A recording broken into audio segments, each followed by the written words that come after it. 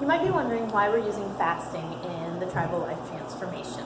So I want to give you a clear understanding of why the fasting works even better than cutting calories. Now, our goal for this is not to cut calories drastically. When you cut your calories, your body adjusts its basal metabolic rate, so the amount it burns just in normal activity, down. And that's why for so many years we've seen that we tell people to cut calories and exercise more, and initially that works, but the success rate of that is very, very low. There's almost like a 90% failure rate with that. And so the person continues to cut the calories, increase the exercise, and yet they continue to gain weight. And that's because from an evolutionary perspective, the body is just trying to survive. So it's reducing that basal metabolic rate to keep up with the lack of food consumption and calories coming in. On the other hand, when you are using fasting, your body is able to tap into your fat stores and use that fat for fuel. So let me explain a little bit about how that works. First of all, you can think of like two different systems for your body to find energy or derive energy from consumption. When there's food, the body always preferentially chooses food. So there's that, and then there's fat, which we all have plenty of fat stored on us to survive for quite a long time. Okay, so this was a very useful mechanism historically when there wasn't food everywhere. But now this works against us a bit, and the fasting can help with that. So when your body is using food for fuel and you cut the calories, so you cut calories and you go from 2,000 calories a day down to say 1,500. Okay, and so that works from a math perspective, but what your body does instead is it reduces the use of calorie intake. So a lot of times you'll see that people who've been on a very low calorie diet, their hair starts to thin. You don't need hair when you need to survive. You start to run into fertility issues. You don't need to make babies when you're trying to survive. Oftentimes you'll get cold, you'll see thyroid issues. All these things start to come about when you're cutting your calories down because your body is just getting rid of everything it doesn't need in order to survive. Now, that's one system.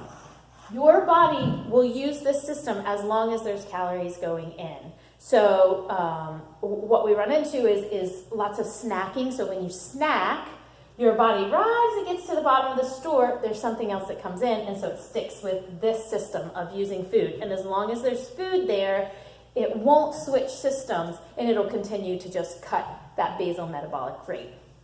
Alternatively, your body could use fat for fuel, and that's stored fat or food that you consume as fat. And so when you fast, once you've used up the amount of food that's in your body, so let's say you've had a meal that's like 350 or 400 or 500 calories, when that's gone and nothing replaces it, so you've gone long enough for your body to actually create the hormone signals that, hey, there's no food and we're hungry, then your body switches over to using stored fat for fuel. Okay, and so this is really great because your body says, oh man, once I switch over here, there's lots of this and I can use this and I can keep my metabolism up and I don't have to get rid of these extraneous things. And so you go for this longer period of time and your body switches over to burning fat. And then when you eat, instead of eating like a little 250 calorie snack or diet or meal or whatever, then you consume a larger amount of food and your body is fed and it uses that fuel, and then you go a longer period of time between eating and it switches back to using the fat. As soon as the food is gone, the body has learned to switch over to using fat. Now, you need to understand that this is a fast that's a minimum of 12 hours. So back like in the 1950s or whatever, we wouldn't even call that a fast. That would just be, I ate dinner at 5 and I woke up the next morning and ate breakfast. That might have even gone up to like 14 or 15 hours. Okay, that's normal feeding period. That's the fast that you break when you have breakfast. Today we call that a fast because it's very unusual for a person to go 12 hours even without food. Dinners are eaten late, and often there's late night snacking before waking up the next morning, and then once again consuming food. So 12 to 14 hours is a standard fast that should happen pretty much daily with no exception.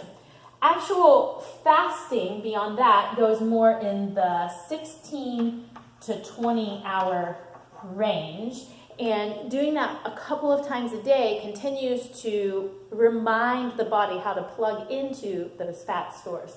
Now, the first couple times you do this, you might find it to be a little bit difficult. I like to sip on hot lemon water or bone broth when I'm fasting, and very rarely I'll do maybe 3 to 4 days like this, just when I need like a reset kind of period, so maybe monthly or even quarterly. This 12 to 14 hours happens daily, with very few exceptions, maybe on vacation or on a Sunday, which is a day I don't work. That might not happen. And then that happens daily. The 20 hours maybe happens for 3 days in a row, once quarterly or once a month. And then normally the other days are somewhere in that 16-hour range. That amount of fasting just helps for the meals to be more satisfying, the body to use fuel properly. So when we look at this food option, we've been told that we have to eat breakfast. Oh, you have to eat breakfast. But let's say you ate dinner at like 8 p.m., which is not uncommon, even 7 p.m. And then maybe right before bed you have like a little snack because it's there and you've been sitting up watching TV or something like that. So maybe the last food that you put in your mouth, let's say it was at 9 p.m., and you wake up at your normal 6:30 a.m. and you get up and maybe you'll make a sugary coffee drink. Maybe you'll grab like a half a granola bar or a banana. And the problem that you run into when you do that is that you're dripping food into the system and preventing the body from switching over to the other store. So from 9 p.m. to that 6:30, you have not yet hit that 12-hour time period, and instead you're just dripping gasoline into the fuel tank. So that it's preferentially going to burn that, and it's going to try and stay on food, because to switch over to a different mechanism initially takes more effort, and so the body doesn't run as efficiently. And that's where we run into the issue of the basal metabolic rate coming down.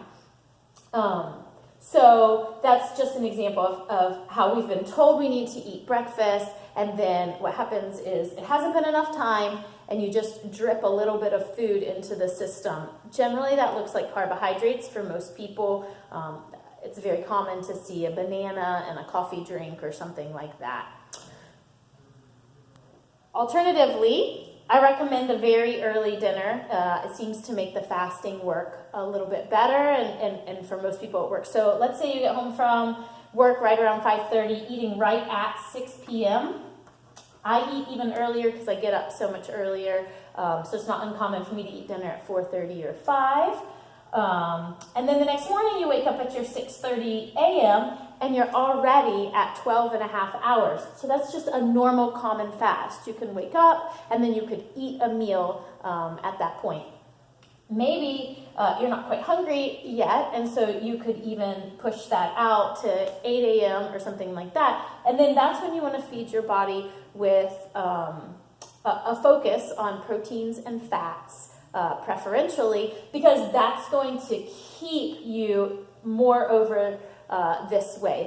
There's not a lot of carbohydrates going into the system, and it can almost even extend what's happening in the body already. So hopefully that helps you to understand why we're looking at fasting. Remember that what we're doing for most of the days actually isn't even really fasting. That's just should be normal human existence. So I hope that helps.